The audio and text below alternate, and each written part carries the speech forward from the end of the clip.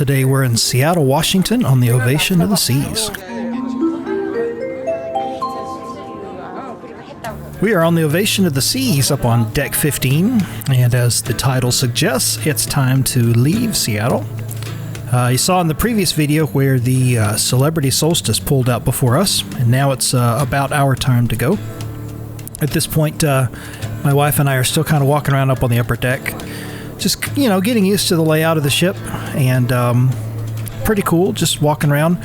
At this point, I think I'm walking around with the camcorder. Notice that back and forth, left-right movement, and I have been telling myself I'm going to stop doing this, and for future cruises I am going to stop because it just doesn't have that stabilization like the GoPro, but it has so much better overall picture quality. So I do apologize for that kind of back and forth.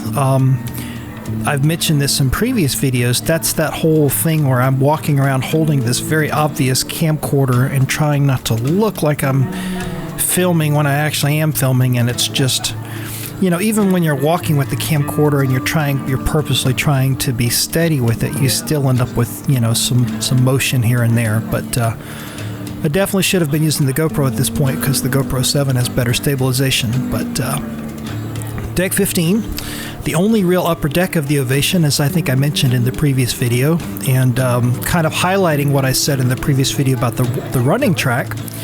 You see how many people are up on deck here and how many people are basically kind of walking around because we're still in port, and this is the only real upper deck area, or the only deck, I should say, where you can really see the city and kind of look out and pictures and video and so on. And of course the pool's right down here, and it's if you were one of these people that wanted to run right now and get some exercise, you basically would have to go to the gym up on Deck 16 and just get on one of the running machines, because at this point it would have been next to impossible to actually run around the running track. So not to harp on it too much, but it's just a weird design for a ship. And it's the first one I've ever been on with Royal Caribbean that had this. And we've been on a lot of them over the years. I mean, we've been on all the way back to 2005 was our first cruise with Royal Caribbean. And, Freedom of the Seas and Adventure of the Seas and Allure of the Seas and the Oasis of the Seas and the Majesty of the Seas. And, we've been on a lot of different ships with Royal Caribbean. And this is the first one where I've seen such a weird layout that, and the thing about it is, most of the time it's probably not an issue. And it could have been one of those where the architectural engineers that were designing the ship were like, well, we don't really have any other place to put the running track. We're going to have to put it up on the upper deck, and there you go. The swimming pool, pretty cool. I think it's heated. We never went in it. Based on what I saw throughout the cruise and some of the temperatures that we were experiencing, that pool had to have been heated. But it's pros and cons. Everything's about pros and cons. And so if the running track is maybe a little bit of a con, depending on your point of view, then the indoor swimming pool is definitely a pro, because that was really cool. And again, I didn't go swimming any on this cruise, but we definitely walked through there quite a few times. And that pool area, that indoor pool area that you're going to see here in a second as we kind of walk by it, it was busy all the time. And it was really cool because when you walked in there, it had that chlorinated smell of like a swimming pool. So it was neat because you could be outside where it's like super cold and windy, and you just walk inside the door and it's like, oh, we're in a swimming pool, and everybody's bathing suits and just having fun. It was just a really cool dichotomy between like hot and cold. So that's definitely one of the pluses of the ship. And of course the North Star was pretty neat too. We're going to end up covering the North Star quite a bit later on in the cruise, and especially because we had a VIP experience in there where we recorded video from inside, so you'll see that coming up later on. I don't think there is.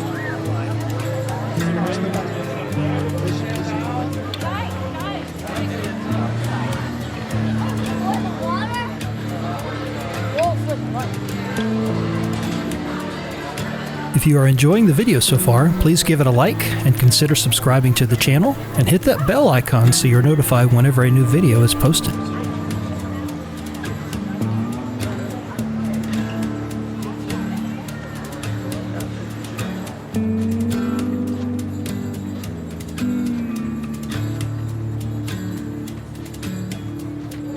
So we're still on the walking track. We're heading forward, and not to harp on it too much, but just kind of call it like it is, you know, tell it like it is. This highlights one of the weird things about this layout is that there's on the upper, let me say this, on the upper outer deck, this is as far forward as you can go to really see like what you're sailing towards, right? And on the day of the Dawes Glacier and the Endicott Arm, you know, we're like surrounded by, you know, really cool scenery, and we're very slowly heading towards the glacier. And you'll see it later on once we get to that part of the cruise. This whole upper deck area right here where we're standing was just loaded with people because this is the only place where you can go to see like straight ahead, but yet it was intended to be a running track. So it's just I don't know, it's a weird setup to me. I just could not get over it. Now the thing about it is right below us there is the solarium, and the solarium has 2 deck wings on either side where you can go and be outdoors. And so we did go out there. It's not very big because it's above the bridge. So, you know, those bridge wings that go out to the side, and those don't go out that far. Above that is kind of the outer deck area of the solarium. So you could go out there, and it's maybe, you know, 10, 12 feet out on each side. So if it's fully packed out, it'll hold about, you know, maybe 10, 15 people, something like that. So we got a little bit of video out there when we were doing the Endicott Arm.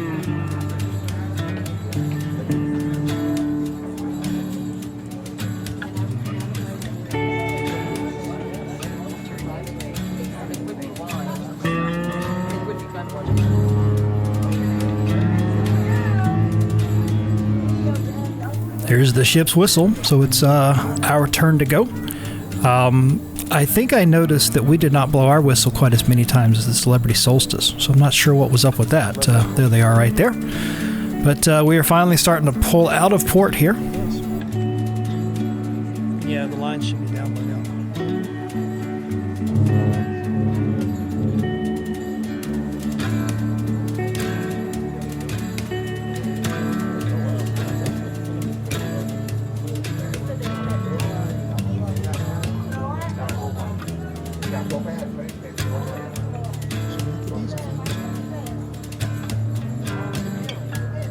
So there's the North Star. I didn't know this until I think when we went to do our VIP, and I was talking to one of the crew members. Apparently the deal is you can ride the North Star on a free, you know, quote unquote free ride, like, you know, at certain periods during the cruise, certain times when it's available.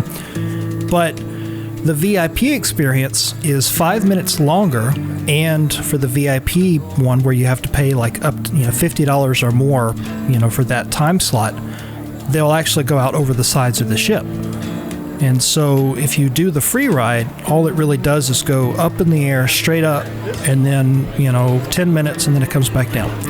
And these people right here, they're waiting for the free, you know, to do the free ride, because they only do the VIP, the one where you pay for it. They only do that like certain time periods throughout the cruise. And we booked ours. It was $50 a person, and we booked ours for the morning of the Endicott Arm and Dawes Glacier. And we picked like 10:20 or something like that. And they were pretty close. They were running like one shift behind, so they were about 15 minutes late. But it was a very good time slot, as it turns out, because it was right around the time of when we actually got to the Dawes Glacier, and they spun the ship around for about an hour, very, very slowly. They just stayed there in position, and they just spun the ship around. And so we got to go up in the North Star right around the time of when we were starting to leave to go away from the glacier, but we were still close enough that we got a chance to see it. So that was pretty cool. So I learned the difference there on the North Star, that the VIP is the one where it goes out over the sides and you get an extra 5 minutes. So if you're looking at booking a cruise for the Ovation for Alaska for 2020, which I'm almost positive they'll do it again. I haven't looked, but I'm pretty sure they'll bring it back for Alaska for 2020. That's the thing. You definitely want to book the VIP experience in the North Star ahead of time. So be sure to look into that. Well, we just got here yesterday, but we've been coming for a couple of years. Oh, we seen it from our hotel room yesterday. That's where we saw it from. Where did you guys stay? The Hyatt Regency downtown. Oh, Okay. We saw it. Yeah, it was cool. Yeah, it was. I was like, after all these years we've been coming, I love this town. So where are y'all from?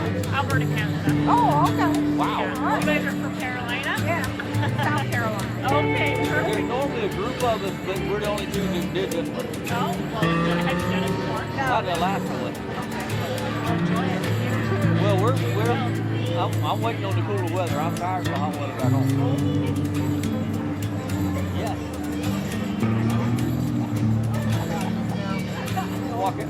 Walking out the car before the car gets warmed up like.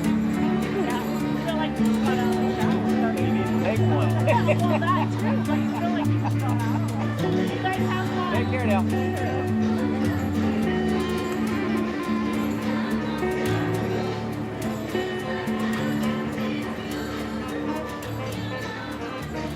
So this was kind of funny. We're up here on deck, and I start to hear basically a saxophone, and I couldn't figure out at first where it was coming from. And then eventually I figured it out, and you'll see here in just a second.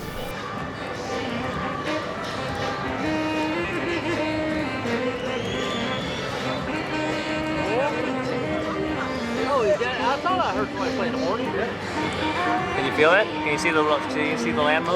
Wonder if you could throw money down to him. That guy's waving at us. You picked the wrong time. We can't throw money to you.